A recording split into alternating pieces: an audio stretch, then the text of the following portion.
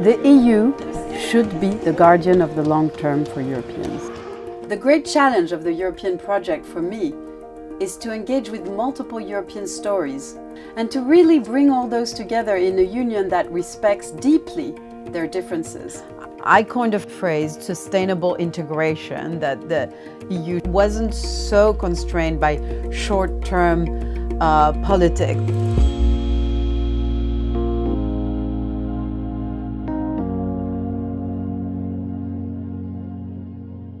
After a period of turbulence in European politics, the heads of states of Europe and the European Council felt that there was an opening of the skies and it was time to think long-term.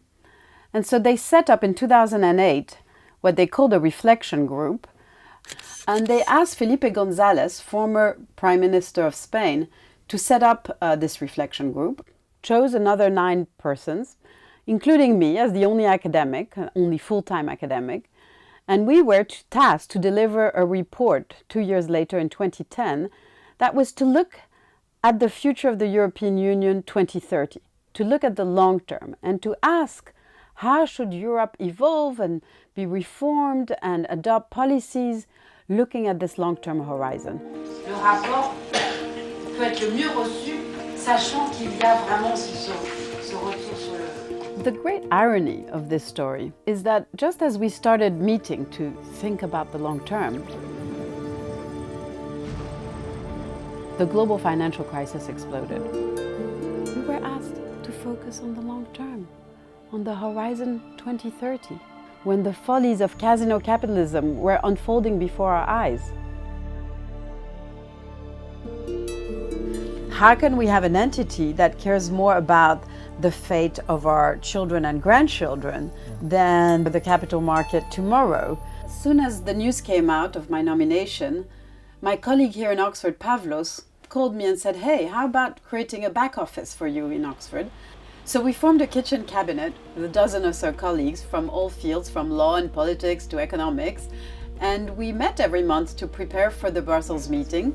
First of all, when I sat there at the meeting and we had Felipe González and Valenza and all the other people, I realized how close our preoccupations and studying, how close it was to what they were doing. So our knowledge about, I studied the law of the EU, how useful it was to this debate. Together with my colleagues, we considered it a great opportunity to bring to the fore some of the research that was going on here in Oxford to the attention of decision makers in Brussels. I was very thrilled when she called all of us and said this is an opportunity where we can make a real input into the policy-making world at every level, because we involved PhD students, we involved master students.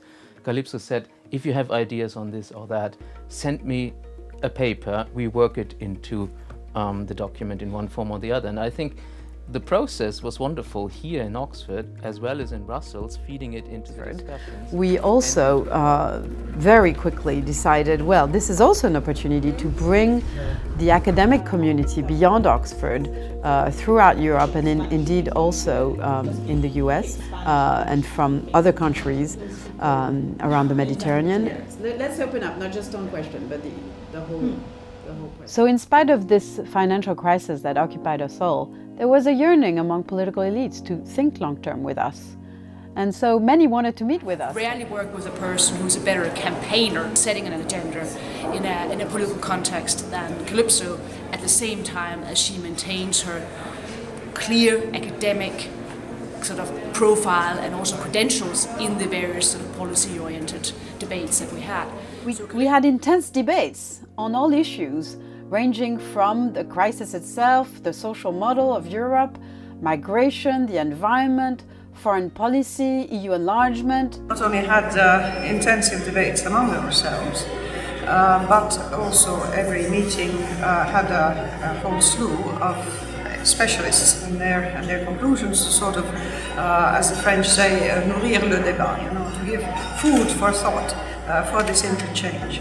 And I got to know Kalypso quite well because she was an extremely active and visible member of that group. But we were of one mind in trying to be specific for decisions that would have to be taken now in order to affect the long term. Given this demand, this yearning for analysis, academia had a very important role to play here. Elected government officials at national level don't have the courage of taking measures that go beyond their mandate or go beyond the term for which they are elected, out of fear of not being real. But of course, we need to keep a healthy dose of skepticism about our potential impact with these groups. I asked Shirley Williams, an old friend from my Harvard days, whether she thought these reflection groups were useful. Well, you had the wonderful good luck to be a member of what one might call the Comité des Sages. I was an earlier member of a different Comité des Sages. We are both sage women. We're both very wise women. But the problem is quite straightforward, is that unless you build into something like, for example, a parliamentary committee structure, a requirement to report, to listen, to hear, to then report back on what steps they're taking. Often you get these brilliant committees, very clever people who spend their time doing it, and at the end of it all, unless the Parliament takes it up or a government takes it up, it too quickly becomes the creature of the library shelf. The ultimate irony of this journey is that we submitted our final report in May 2010 on the very day when European heads of states announced to the world that they had put together a 700 billion euros package to rescue Greece and prepare other rescues. Nevertheless, we stuck to our mandate and delivered a rather comprehensive list of proposals.